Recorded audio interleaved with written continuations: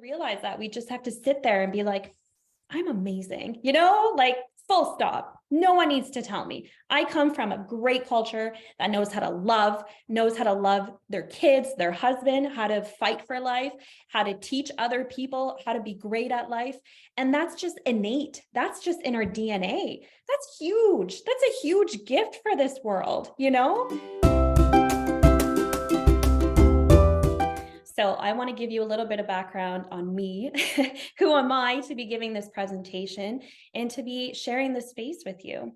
So first of all, I am an immigrant. I immigrated to Canada when I was 5 years old. So being a very sensitive and very aware individual from a very young age, I experienced burnout by being in the energy of my parents for such a long time. My parents came here without connections. They came here to provide a better life, but they didn't know what that was going to look like. They were very young. They were 23 and 25 years old. They had 4 kids, and they were faced with everything that comes with immigrating into a new culture. They were isolated. They were lonely. They had depression. They had language barriers. They had money scarcity issues. They had culture shock. And this went on for many, many years. Did they know that they were going through these things? Never, never. So how did we witness that as children in the home? Anger, resentment. We always had to act like in perfect form. We had to be great in school. And any issue that we had could never, ever be as awful as the experiences that my parents were having. So as individuals, as children, we were programmed to put away those feelings and always live up to the standard that we had to prove more, that we were new here, we are different here. And it was always made obvious by the little things along the way. No one could pronounce our names. The socioeconomic factor was very obvious. When our family moved here in the 90s, it was standard to live in a house, to have 2 vehicles, to have 2 parents working outside of the home. We didn't have any of that. We lived in a complex. We had 1 vehicle. My mom stayed at home. My mom struggled to speak English. My dad did a little bit better than my mom. So there was already a socioeconomic divide that put me on the other. I was the other, and I always tried to catch up to what my friends were doing. So I'm internalizing that I have to keep up constantly from a very young age.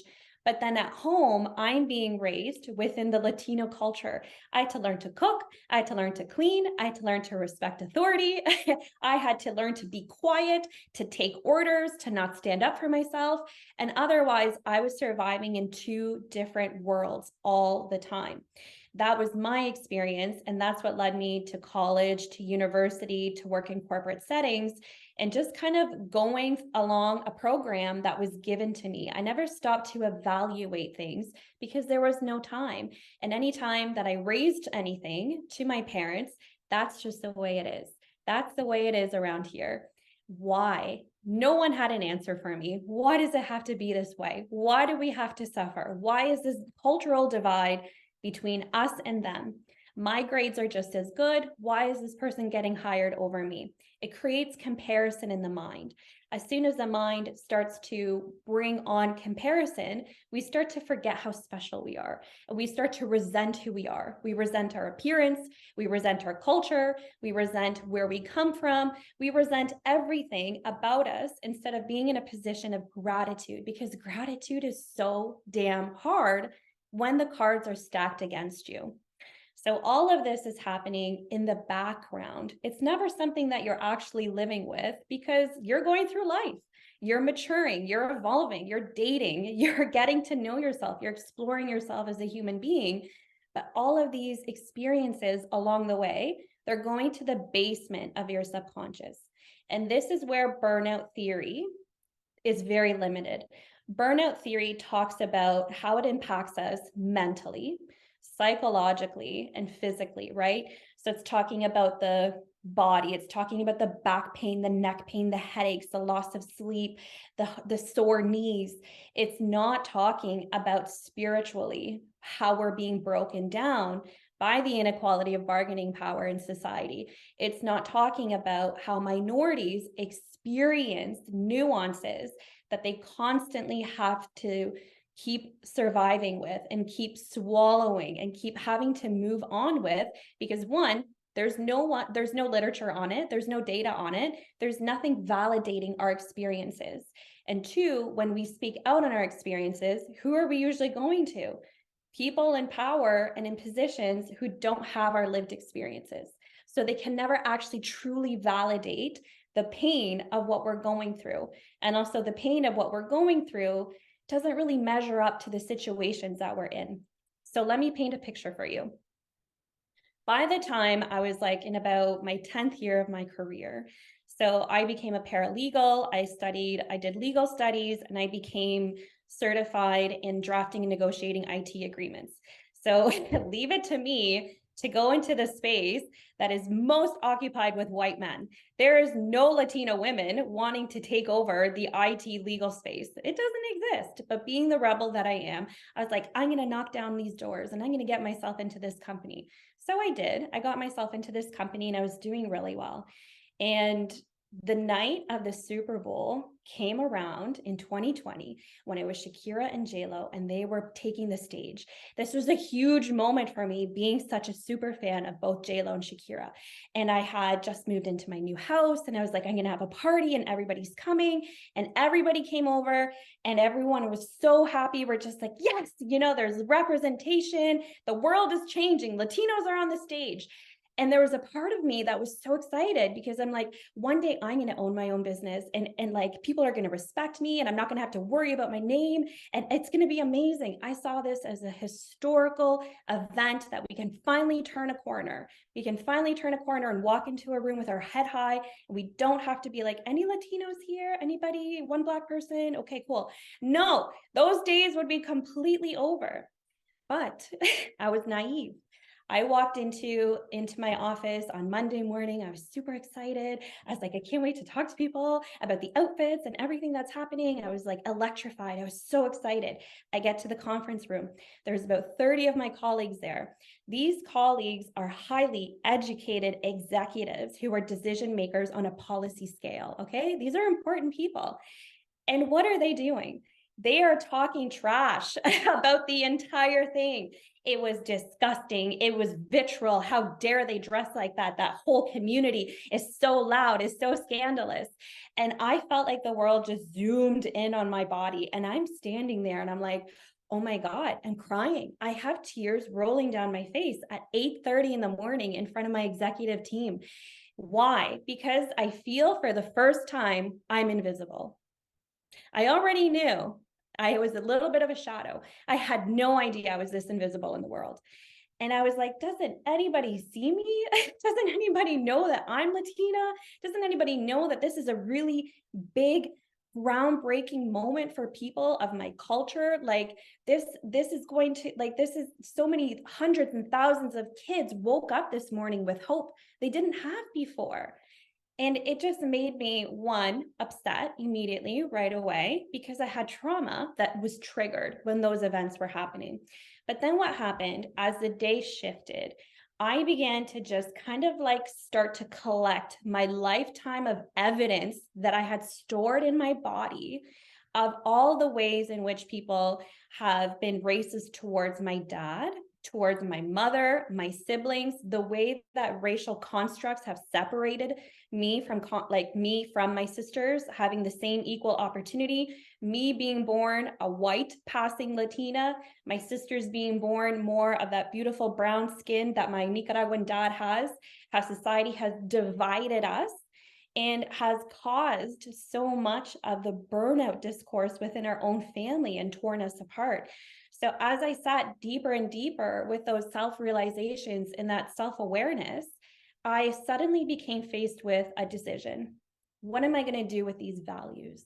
Now that I know that these values ring so high and so true for me, I didn't, like, a lot of people don't care that they're Latino and they don't care that they're Chinese. They don't care that they're, from another culture. It doesn't matter to them. It doesn't have to matter to them. But to me, it mattered. It meant something about my character. It was a new level of self-awareness that was being gifted to me. So I could be mad. I could hate my boss. I could blame the culture. I could blame the policy. I could blame the inequality of diversity and the hiring panels when it comes to corporate practices. Or I could accept that self-awareness as this has been gifted to me because I now have leadership on this. I now can take this as evidence for myself and start to build a new path where we don't have to feel this way. But how do I do that?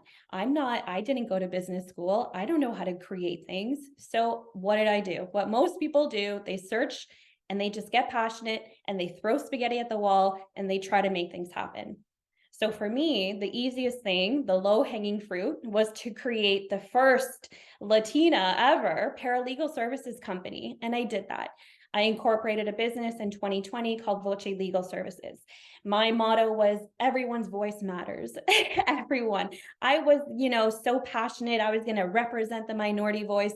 And I had this big idea how everything was going to be. I joined the board of Chamber Commerce in Oshawa, and I was going to keep knocking down those doors and proving my point. And guess what I did?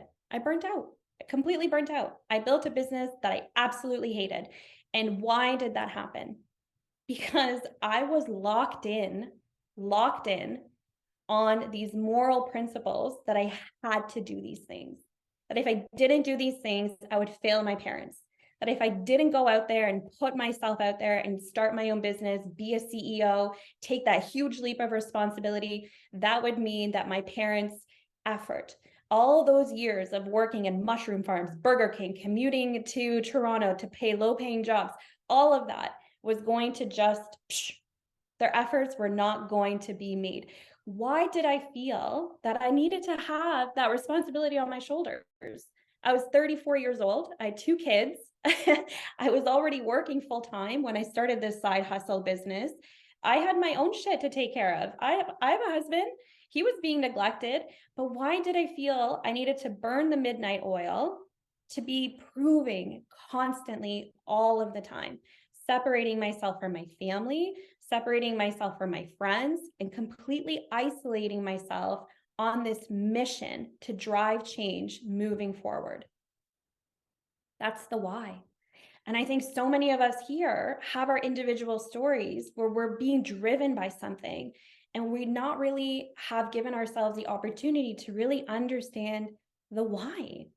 Why do we feel we have to make these decisions? Why do we feel that we have to just change things overnight? Why do we feel that we cannot grasp time and it's constantly slipping through our fingers? Why? Why do we get into these headspaces where we don't think that we're enough, where we have so much self-doubt, where we just can't let go and we have to perfect something and we're always proving things?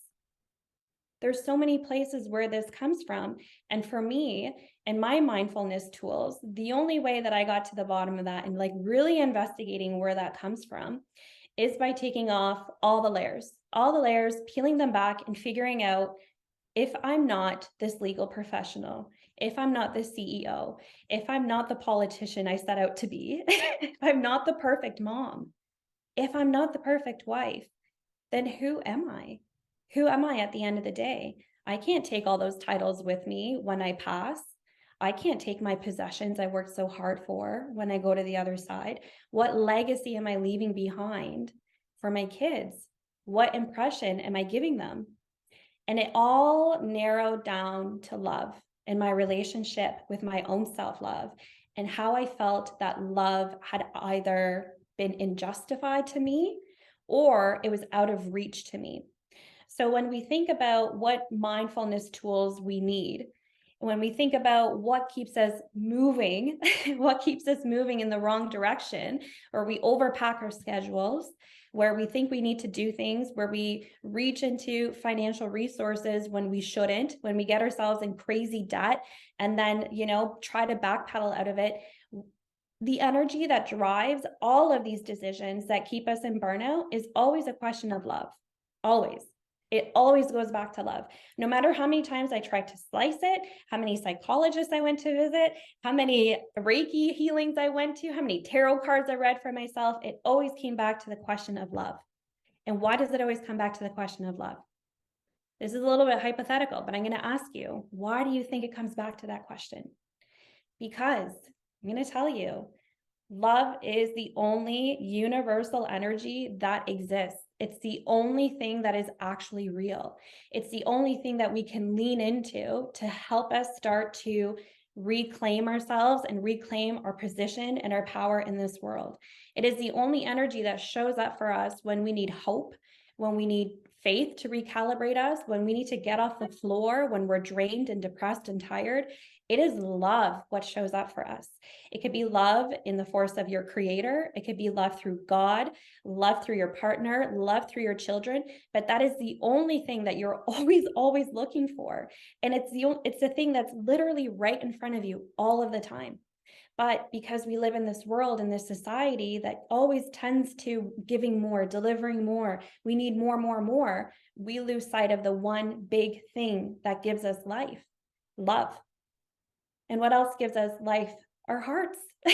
And when we go through these bullshit experiences in life, because of where we come from, we are blocking our heart constantly. When we go through racial discrimination, block on our heart. When we go through unfair treatment towards our children and we can't, put into words exactly what it is, but we know that person's being racist, we block our hearts. When we are on the receiving end of something being injustice, we block our hearts once again. When we put so much fences around our hearts, we are blocking life force energy. We are shutting down with cynicism. We are shutting down with depression. We are shutting down and not trusting other people. We're not even trusting ourselves at that point. So what happens inside of our businesses, what happens inside of our careers, we don't even allow ourselves to dream big anymore. We don't allow ourselves to say, I'm going to get a book deal. I'm going to be on stages. I'm going to sell out this course. I'm going to have 50 new clients by the end of this quarter. We don't even allow our heart to just go, can I dream a little? Can you just allow me this breathing space to just have a little bit more? We don't even allow that conversation to come through. Because I'll tell you why. If I would have allowed my heart to speak to me, I wouldn't have studied law. I wouldn't have gone pursuing the corporate dream. No, I would have stuck to creative writing. I would have stuck to speaking. I would have found a way to bring my natural talents and find a way to have my natural talents be what brings me abundance, prosperity, happiness, not chasing somebody else's dream, my mom and dad's dream of seeing me go to law school. I wouldn't have been doing that. I wouldn't have burnt myself out living someone else's dream. But because of all those experiences, all those attacks on my culture, on my character, on my person, this wonderful space that we all have became so concealed. And we don't know that until we burn out. We don't know that until we burn out. And we have to sit there with the question of, how the fuck did I end up here? Why can I feel anything? Why am I numb? Why doesn't anything make me happy? If I buy something, yeah, maybe I have a little rush of an endorphin for what, half an hour, and then it's just a purse, and then it's nothing else, and then I'm still left with emptiness. The only thing that can replace that emptiness when you go through that burnout is peeling all those layers back and finding out, where did you leave your heart? Where is it? Because if I asked you right now, where's your heart right now? I bet you think of your kids, you think of your spouse, if they haven't pissed you off today. Maybe you think of your mom, your dad, if you have a good relationship with them, a best friend. But do you think of yourself? Do you say, I am love? And that's valuable enough. That's enough for me. That's enough for me. Another thing too, coming as an immigrant into this country, you've already done the craziest, fucking wildest, most courageous, bravest thing anyone can do. Have you ever sat with that and just been like, damn, I'm a fucking badass. I did it. I did something wild and crazy. Immigrating to a new country is one of the most willful, traumatizing ways you can experience this life. Even if you're driven by hope, you're driven by your dreams, you're driven by possibility, you don't know what you're stepping into. And that takes courage. because you stepped into the unknown. You have wisdom that you can't find in a textbook. You have wisdom you can't buy in an Ivy League university. You have so much value that will differentiate you anywhere you go, any market space, any entrepreneurial space that you go into, any business that you build. You go there, your value is already high. Don't ever doubt that, because any project they throw at you, you know exactly what you have to do to make it work. Why? Because you're a fucking survivor. Because you did the wild, crazy ass thing of leaving home, your comfort, your people, your celebrations, your culture, what is known to you. And you walked away from all of that because you put yourself first. Because at that point, whether you were aware of it or not, you saw love within yourself, and that was enough. So I want you to always stay with that. Always stay with that feeling. Anytime self-doubt comes up, anytime you're burnt out, anytime you feel like that long list of things that you need to do just can't be done, I want you to sit back and I want you just to think of what you've already accomplished, what you've already done. And I bet the things you've already done were never part of a to-do list, because no one says on a to-do list, survive a racial attack on a public bus. Who the fuck puts that on a to-do list? Nobody thinks that they're going to step out the door and have to conquer as much as they do on a day-to-day basis. But we all take it for granted how powerful and how valuable we are. And the moment we sit with that and we sit with our life journey up until this point, the burnout and the things that cause burnout don't really matter. The productivity doesn't matter. What matters is how connected you are to your love for yourself and how that engineers your purpose moving forward, right? So I'll tell you what, when people come to me for burnout, depression, they're in psychological stress, or when they go to a shaman, what are the first 3 questions that get asked? Very simple. When did you stop dancing? Number 1 question. Number 2, when did you stop laughing? Number 3, when did you stop playing? When we take life too seriously, that's when the burnout starts to escalate. That's when it leaks into your marriage. That's when it leaks into your career and your profession. But it's really hard to let go. And it's hard to let go because we have so much riding. We think mentally, we have so much riding on that one thing. We're making that one thing mean way too much. For me, oh my God, if I stay here, my parents, they'll be so proud. None of that is true. But for some designed reason, I indoctrinated that. That became my story. And I ran with it for a long time until I realized that that wasn't me. That's not who I am. I'm actually a very mystical, magical person. There was no room for that where I was at. So there was parts of me and there's parts of you that have been compromised. Your love has been fragmented, right? So healing the burnout is about putting you back together. It's about finding who you are. And once you get really, really clear on who lives in there, after we get all that energetic blocks out of the way, after we open up your sacral, we let the energy flow naturally, you become magnetic. That's when the money comes. That's when the opportunities come. That's when people start popping up out of nowhere who are interested in what you're doing, who give you the space so that you can represent your value. There's no forcing anymore. And then you're like, aha, I hacked it. I got the keys. The keys are always inside of you. So that's what I want you to think about. I want you to think about that every day as you continue to move forward on this big journey of life. Burnout is very tricky. There's so many flags we miss along the way. And burnout is especially tricky for people that have had to work harder to get to the same starting point as other people, right? Because we want to be proving we're good enough, thank you for hiring me. So we're proving, we're over delivering, we're over giving, we're making sure that people see us because we're so used to being, put in the background of things, or hearing that we get put on the background of things. We internalize that we have to work harder when actually we don't. That is a level, I'm telling you, that you bypass when you start to make things very clear with yourself. When you start to get very centered in who you are, you don't see that division anymore. So like you and I going through burnout, going through this isn't about ignorance. I think burnout as a reflection is a gift where we can sit down and make a decision for ourselves.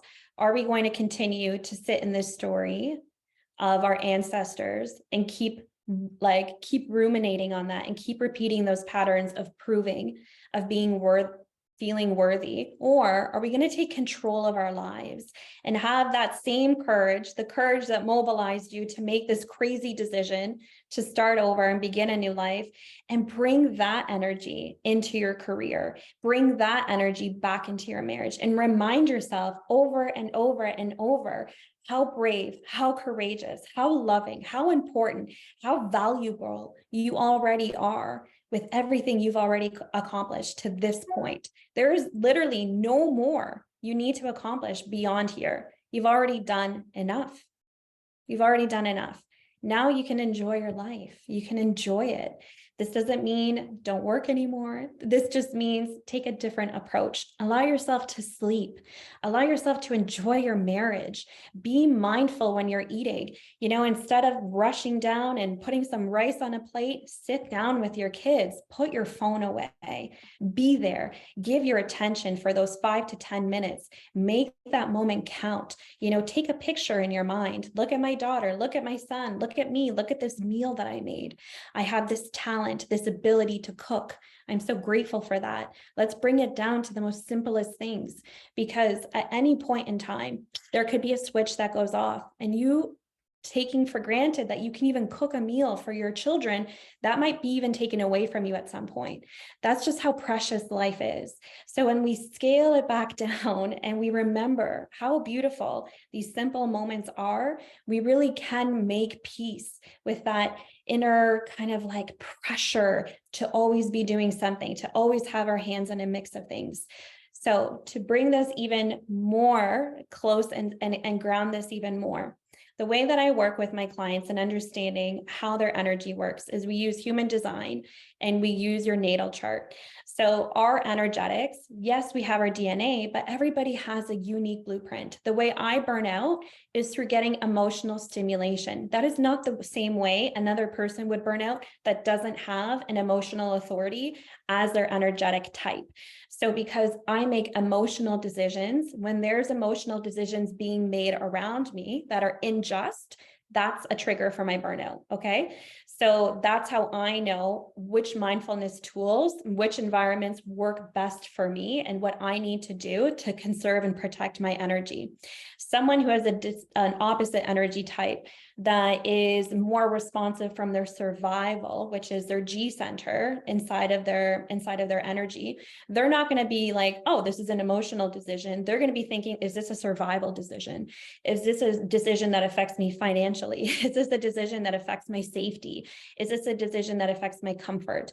So when you get to understand how your energetics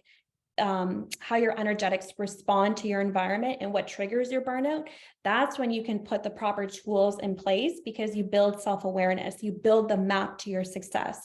And you also learn to understand how you should be moving about within your home life and how you should be moving about within your career life, right? So if you're like me and you respond to your environment on an emotional level, everything is I feel, I sense, through your emotional tapestry, then you're going to really want to think about putting more movement practices into your day, because emotions are energy. And when we're always thinking about our emotions, we're burning a lot of energy. What that can do to us is put us in a deficit. So we're always tired. We need more sleep. We need more water. Our brain is processing more. The brain is 80% water. So we need to be mindful that, okay, if I'm going to be in this space where I hold people emotionally, I better gift myself yoga, running, walking, extra sleep, long baths. So then that you can equalize the energy that goes out, you have to put it back in. So that's like my number one takeaway. So if you know you're an emotional authority, think of yourself as a lightning rod. Think of yourself as that electric body, because you're always like, once someone's energetics come into your aura, you're already like, how do they feel? Do I trust this person? Do I like this person? You're already starting up a thought process. You're already like engaging. And that is like, that's an energetic exchange. That's value that costs a lot in the body. And you have to, like, those are little subtle adjustments that you can make as a business owner. So, okay, if I'm an emotional authority, how am I going to plan my client meetings? How am I going to make sure that I'm resourced so that I have the energy to support these client calls, so that I can make sure that I'm creative, that I'm not getting creative blocks, that I'm not feeling like we're not having a connection, but I'm in my best to serve, because that's what business owners are here to do, right? They're here to serve. So once you got that locked down, the burnout just kind of starts to go away, because then like the physical aspect of the burnout starts to go away and it starts to become more manageable. And also that is connected to your spiritual body, because then you're nurturing your spiritual self, because you are being rewarded for doing work that brings you passion, that brings you purpose. And you're no longer serving old stories, but then you're getting to live the dreams that you want to bring into reality. And that's why your spirit and your soul is here on this earth. We all have a purpose. We all have a mission. We all have talents. We all have gifts. And the more evidence of that we receive, the better we feel about the life that we're living. So those are just like some tools on mindfulness. Every person is different, like I said. So if you want to explore that, definitely give me a call or like send me an email and we can get on a call and chat about that. So we're coming up to the end of the session, and I promised Mar that we would hold a 10-minute Q&A. So I leave the floor to you guys and any questions you want to bring forward.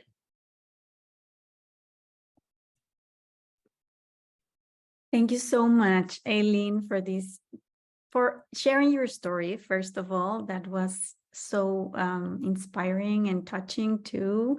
And I congratulate you for being in this path now. And I feel so honored to have you here.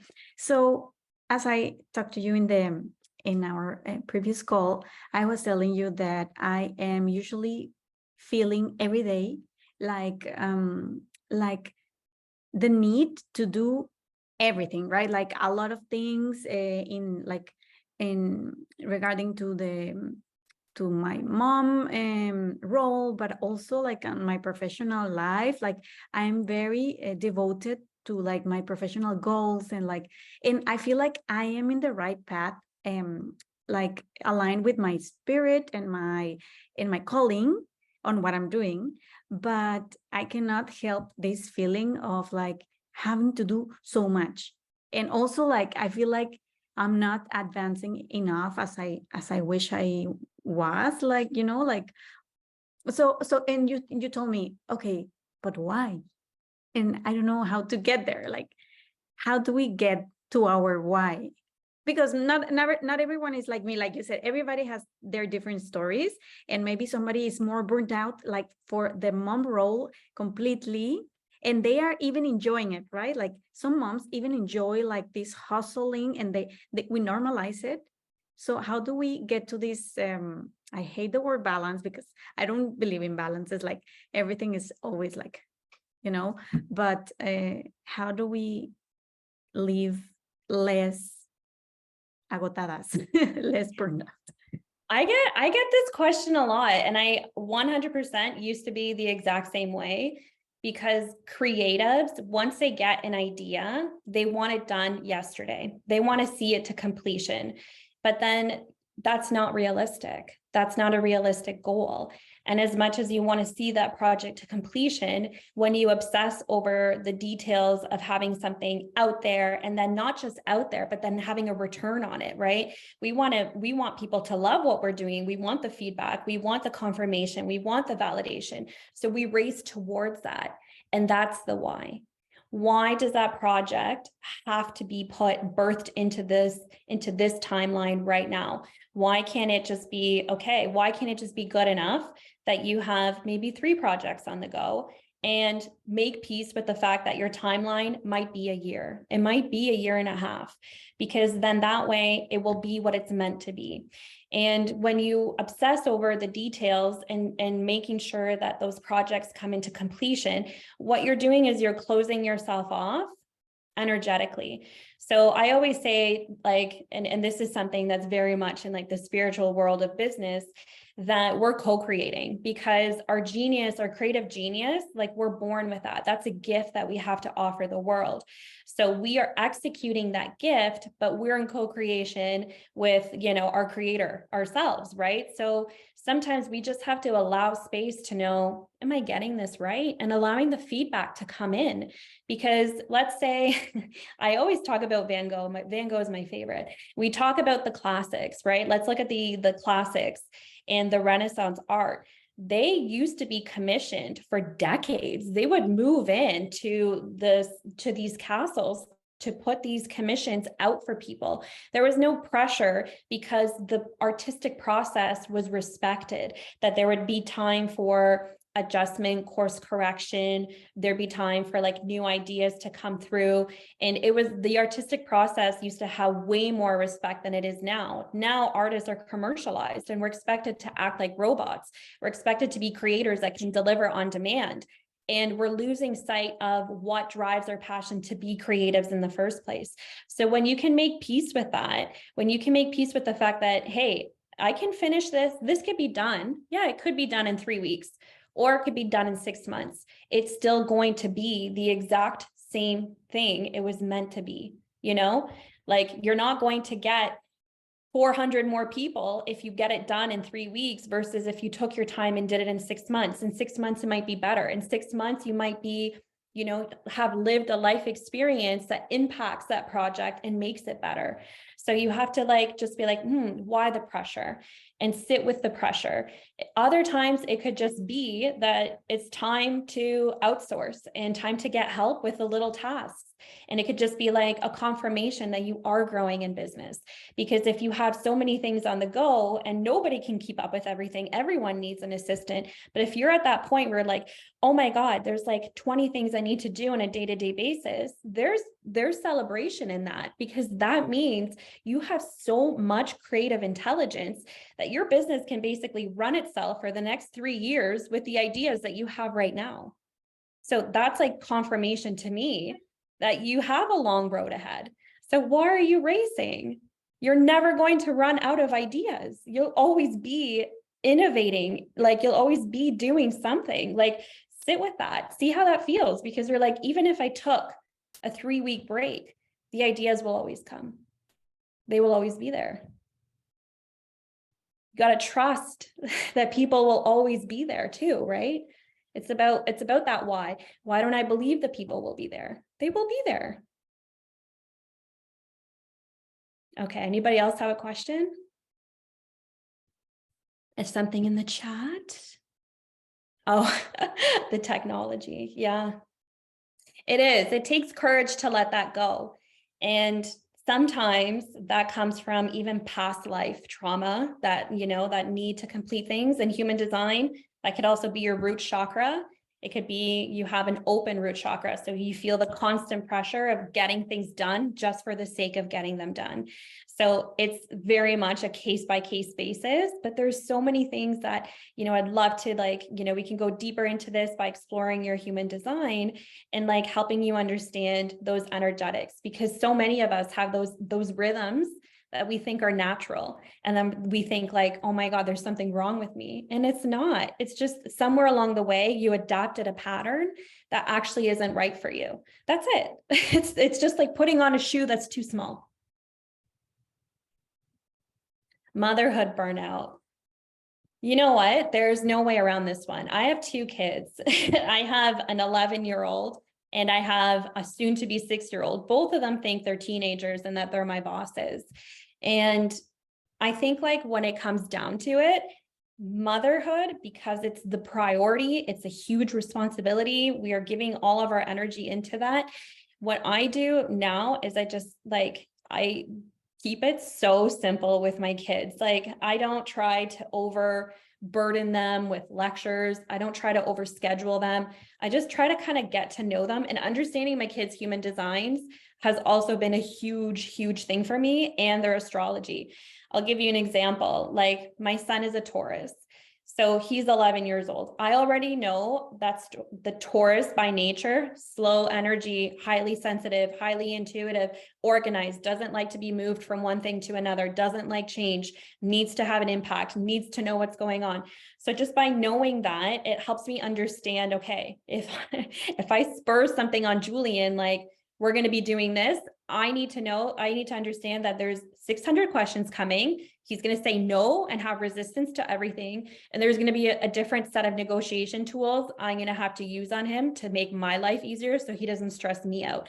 Because I'm not going to say, okay, you can have whatever you want, but we're going to get on the same page, and he's going to understand that I'm not forcing him to do that because I'm the mom and I'm authoritarian. I would hate to be an authoritarian parent, but he's going to understand that this is life, and this is how you compromise, and this is how you adjust to working with people who are different from you. So it's literally just like every single day is different. Forgive yourself. Your kids love you no matter what. Your kids don't care if, like, you give them cereal for dinner and you don't make them a gourmet meal. Your kids just want to spend time with you. They just want your energy. They want to know that you're there. They want to know that the world is safe. They want to see you happy. My kids, before I went on, like, they were a huge reason why I started working as a burnout preventionist, because they didn't like me. They were scared of me. They only saw me behind my computer. They were like, Mom doesn't read bedtime stories to us. Mom doesn't take us anywhere. Mom puts us in front of the TV. And my son, the Taurus, he has no problem being like, my mom, and just like calling me out. So, like, sometimes your kids will just tell you what they need. And it's just as simple as that. Play with me is something I hear all the time. Can you spend time with me? Can you help me? They just want connection. It's literally that. And like, burnout is like the compromise of, how do I do what I want to do, and then also show up and be a mom at the same time. And sometimes it's like, okay, what's got to give here? I got to be realistic. And it goes back to your timelines and the pressure you put on yourself. Maybe that project can be 6 months. Maybe it doesn't have to be 3 weeks, because, I have these kids here that need me now. So it's really like how you want to model that for your kids. It's hard, but it's definitely more about letting yourself let go of that perfectionism and just fucking show up in motherhood. That's really what it comes down to, I think. Anyone else?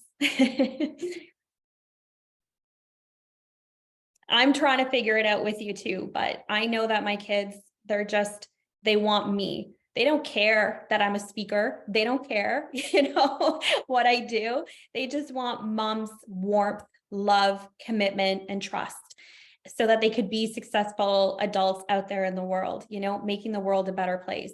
And to me, that's legacy. And at the beginning of our talk, we thought about love, right? We talked about love. So always let love be what grounds you in those moments too, right? Yeah, exactly. Letting it go. You're so much more valuable than you actually give yourself credit for. And don't ever doubt that. Like I said, you made it here. You left what you knew. You are fucking courageous as fuck. You already have invaluable wisdom. You could literally not take another course, do any more academic or career upgrading ever again, and you would still kill it in life, because you have the skills that 99% of the population do not have. You always will have wisdom to offer, and that's priceless. And never forget that. Okay. For all of you who attended live, I invite you to follow me on Instagram at Energetic Insights Co, or you can follow me on Facebook at the same name. There's going to be a promotion available to you if you want to deepen your understanding of how you can put your mindfulness practices into place using your human design and your natal chart, and really discussing the nitty-gritty of everything, so you can get on the other side of things and you don't have to allow these things to keep you trapped anymore. You've done enough. And I'd love to meet you and support you, whatever it is that you need along the way. And I guess that's everything for me now. so much, Eilyn. I feel like I told you I want to be your friend from the very beginning. I just want to have you in my life because it's like I admire how you took these situations in your life and went back and like noticed what was like triggering you. And I'm sure this is triggering so many other Latinas out there in the world, and especially like the ones that live abroad or were born in other countries different than their parents. And I love how we can relate to you in the motherhood part. I thought the play with me season was going to end soon, like play with me all day. And every time it just makes you feel so bad, like yes, my answer is, baby, I always want to play with you, okay, but right now I need to cook. It's just like so hard. Yeah. I started bringing my kids in the kitchen with me and teaching them how to cook very slowly, wash the vegetables, pull the ingredients out of the fridge.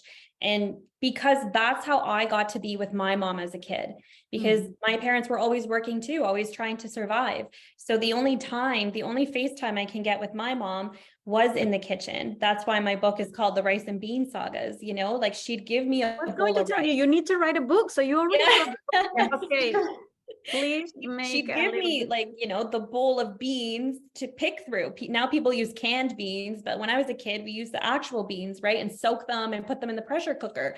So I would be picking the beans and taking out the bad ones. And that's where she would pass down like her wisdom to me. That's where I would get like her counsel. That's where I felt that mother-daughter bond. But I sought that out, you know what I mean? And those are those little things, those nuances, those things that we have to that's the love energy that I want everyone to reconnect with and not resent their cultural roots, but be like, oh my God, we are so passionate. We are just gifted with so much love. We have so much to give in this world. Yes, it's okay. We don't have to be humble. We can say, wow, we are multi-talented. We are multifaceted. And that's something to be extremely proud of. And that is enough. That is enough. That is enough to realize that. We just have to sit there and be like, I'm amazing, like full stop. No one needs to tell me. I come from a great culture that knows how to love their kids, their husband, how to fight for life, how to teach other people how to be great at life.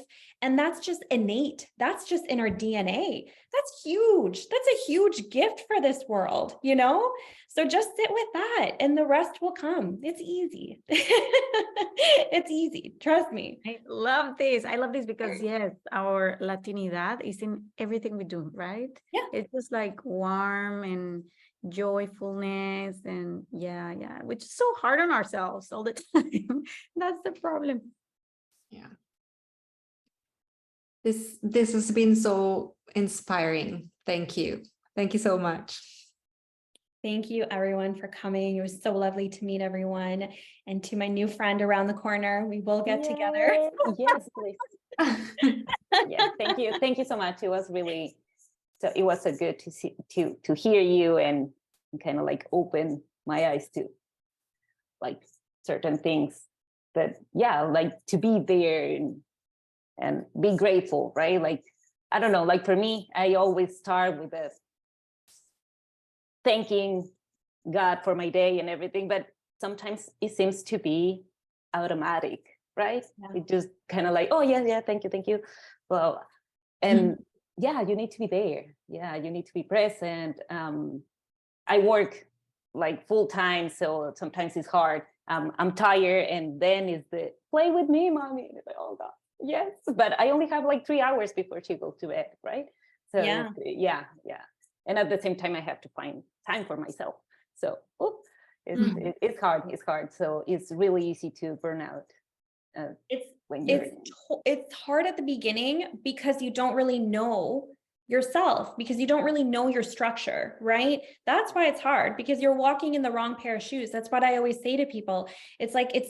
But I promise you, there is a way that you can And yes, I do believe in balance, energetic balance. I do believe in energetic balance because there is a way to build mindfulness into all of the things, all the compartmentalizing things that you do in life. There is a way to stay connected to your partner. There is a way to prioritize yourself and give yourself an hour back at the end of the day. There is. It's just learning who you really, really are at the base core of things. Once you have a good understanding of that, then you know how to plan your day. Then your word choices change. Then your yeses change. Then you're like, oh, I shouldn't agree to that, but maybe I'll agree to this thing. And then you see life for the energetic game that it is. And then it starts to become fun. It really, really, really does.